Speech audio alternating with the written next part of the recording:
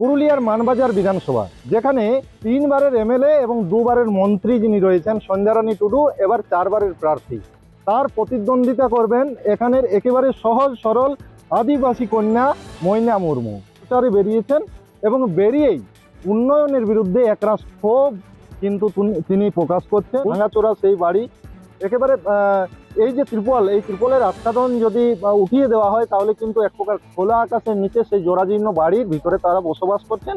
বাড়িটাতে আমি রয়েছি, সেই বাড়ির যে দুর্দশা, সেই দুর্দশা কিন্তু এখনো যায়নি 15 বছরের এই ঘাসফুল শিবিরের আমলে। তাহলে কবে পরিবর্তন হবে, কবে এই সব গ্রাম বাংলার মানুষজন তারা কবে উন্নয়নের সময় আসবে, তা নিয়ে একাধিক প্রশ্ন তুলছেন তিনি। কিন্তু তারা কিন্তু জরাজীর্ণ বাড়িতে একেবারে টাঙানো সেই তৃণমূলের দলীয় পতাকা দেখে একেবারে উন্নয়নের যে ধারা, সেই ধারাতে যেন ব্যাঘাত ঘটেছে, তার একেবারে প্রকাশ্যে সরব হয়েছেন তিনি। Arabinda Mahato report, Republic Bangla.